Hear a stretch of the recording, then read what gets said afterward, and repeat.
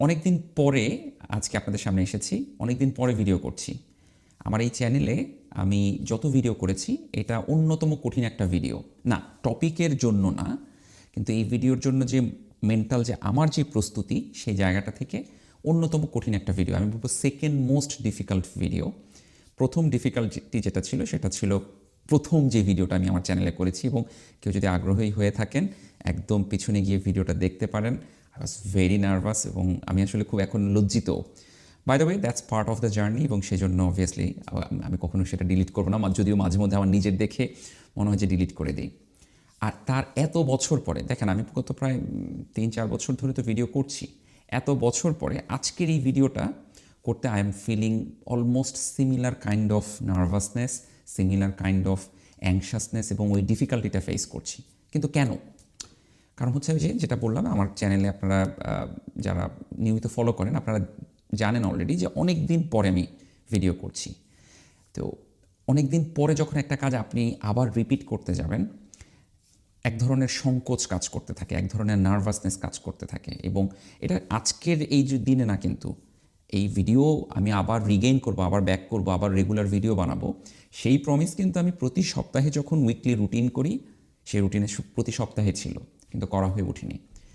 এবং এইটা এইটা আমাকে অনেক, মানে কি বলবো, যে নিজেকে অনেক জানতে সাহায্য করেছে। দেখেন, ভিডিওর আমি তো একটা ছোট্ট উদাহরণ দিচ্ছি। আমার ভিডিওর গল্প শুনে আপনি কী করবেন? আপনার জীবনে কি, আমাদের সবার জীবনেই এমন না এমন কোনো কিছু প্রজেক্ট আছে, কাজ আছে, যেগুলো আমরা কোনো না কোনো কারণে সেখানে গ্যাপ হয়ে গিয়েছে। আপনি এক্সারসাইজ করছেন, কোনো না কোনো কারণে হয়তো এক সপ্তাহ একটা গ্যাপ, ডায়েট করছেন, সেখানে গ্যাপ হয়ে গেছে, পড়াশোনাতে হয়তো কয়েক সপ্তাহ আপনি পিছিয়ে গিয়েছেন।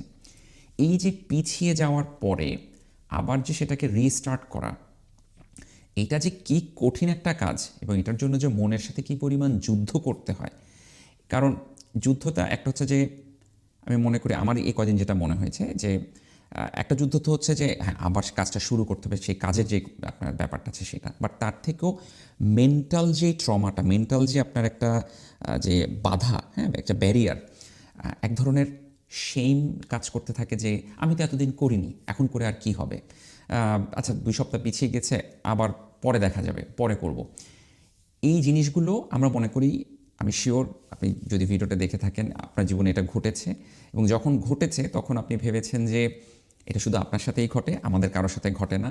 যারা লাইফের অন্যান্য ক্ষেত্রে কাজ করছে তারা সবাই মনে হয় ঘুম থেকে উঠে এবং তারপরে ফিট, তারপর আজকে তাদের মনে হলো আজকের দিনে আমি ভিডিও করব, আজকের দিনে আমি ডায়েট করব, জিম করব, অমুক চ্যাপ্টার শেষ করব, এবং সেটা শেষ হয়ে যায়।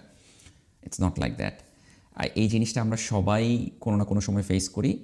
অ্যান্ড আমার ক্ষেত্রেও যেটা হয়েছে যে এই জিনিসটার জন্য আমি, আচ্ছা, আরেকটা ইম্পর্টেন্ট রিয়েলাইজেশন আমি একটু শেয়ার করে নিতে চাই, এবং এই ভিডিওটার মনে হয় এটাই সবচেয়ে ইম্পর্টেন্ট মেসেজ। আমার চ্যানেলে আমি সবসময় একটা কথা নিয়ে, মানে ইনভ্যারিয়েবলি যে কোনো আলোচনাতে একটা কথা নিয়ে আসি, সেটা হচ্ছে প্ল্যানিং। যে আপনি লাইফে কী করতে চান, কি আপনার হচ্ছে যে কাকে বিয়ে করবেন, কি ক্যারিয়ার করবেন, সব কিছুতে আমি প্ল্যানিং নির্ভর কথাবার্তা বলি, কারণ আমার প্ল্যান করতে আসলে খুব ভালো লাগে। এই একটা জায়গায়, এই একটা ভিডিওতে আমি আপনাদেরকে আজকে বলছি কোনো প্ল্যান করবেন না, because planning doesn't work here. আপনি যখন এরকম একটা সেটব্যাকে পিছিয়ে গিয়েছেন, হ্যাঁ, সেরকম অবস্থায় প্ল্যানিং কাজ করে না, ট্রাস্ট মি। আমি ওই যে যেটা বললাম প্রতি উইকলি কি প্ল্যান করিনি, আমার এমনও আছে যে আমি নোট ডাউন করে রেখেছি কোন কোন টপিকে কথা বলবো, ভিডিওর আপনার কয়েকটা ভিডিওর স্ক্রিপ্টিং, আমি তো স্ক্রিপ্টিং ওভাবে করি না, আমি আপনার ডট পয়েন্টে লিখে রাখি যে কোন কোন টপিকে কথা বলবো এবং সেখানে কি কি জিনিস নিয়ে আলোচনা করব। সো আমার রাফ খাতায় কিন্তু সেগুলো লেখা আছে, but none of that worked. আজকে এই ভিডিওটা কীভাবে কাজ করছে, আমার মাত্র একজনের সাথে মিটিং ছিল, কানাডায় একজনের সাথে আমি কথা বলছিলাম। মিটিংটা শেষ করে ওই মিটিংয়ের যে ড্রেস আপ, মনে হলো যে না, এখনই আমি ভিডিওটা করব, যাই কিছু হোক আপনাদের সাথে সেটা শেয়ার করব, অ্যান্ড দ্যাটস ইট। অ্যান্ড এইভাবেই আজকের এই ভিডিওটা করা, এবং এই যে করে ফেললাম। এই যে করতে করতে এখন তো মোটামুটি বেশ কয়েক মিনিট কথা বলে ফেলেছি। জানেন, এতদিনের যেই জড়তাটা ছিল, যে জড়তাটা আমি আমার নিজের মনের মধ্যে নিজে গ্রো করেছি, যে ফ্রাস্ট্রেশনটা ছিল, সেটা কিন্তু কেটে যাচ্ছে। এবং আমি জানি আমি যদি এই সাহসটা নিয়ে নেক্সট কয়েক সপ্তাহেও যদি রেগুলারলি ভিডিওটা করতে থাকি, তাহলে I will gain the momentum back. এই জিনিসটাকে কোথায় জানি পড়েছিলাম, এটাকে বলা হয় হচ্ছে cart wheel effect. Cart wheel মানে হচ্ছে, আপনারা যদি দেখে থাকেন যে এভাবে করে যেটা ঘুরে, ওই যে আপনার কার্ট হুইলের মধ্যে মানুষজন পানি সেচ প্রকল্পের জন্য মনে হয় ব্যবহার করে।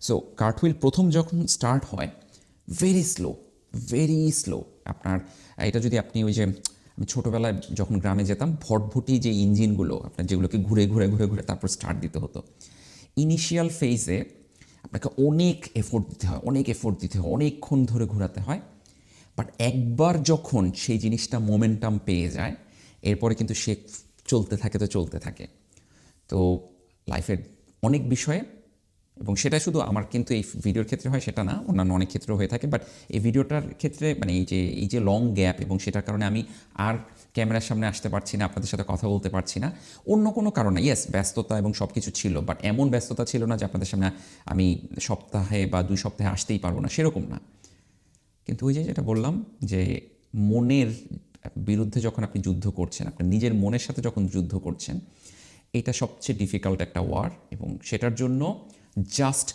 ডু ইট নাইকির আপনার যে ব্র্যান্ড সেটার যে লোগো জাস্ট ডু ইট এক্ষেত্রে সেটা প্রযোজ্য এবং এই ক্ষেত্রে কোনো প্ল্যানিং করবেন না প্ল্যানিং করে এই ধরনের প্রোক্রাস্টিনেশন বা এই ধরনের মেন্টাল সেটব্যাক এটাকে রিকভার করা যায় না এটাকে অনেকটা ওই যে ব্যান্ডেড তুলে ফেলার মতো আপনি যত আস্তে তুলতে যাবেন তত ব্যথা বেশি লাগবে তুলে ফেলবেন ডান সো আমিও তুলে ফেললাম আমিও ভিডিওটা করে ফেললাম থ্যাংক ইউ সো মাচ যারা শুনেছেন ভালো থাকবেন হোপফুলি রেগুলারলি আবার দেখা হবে সবাই ভালো থাকবেন আসসালামু আলাইকুম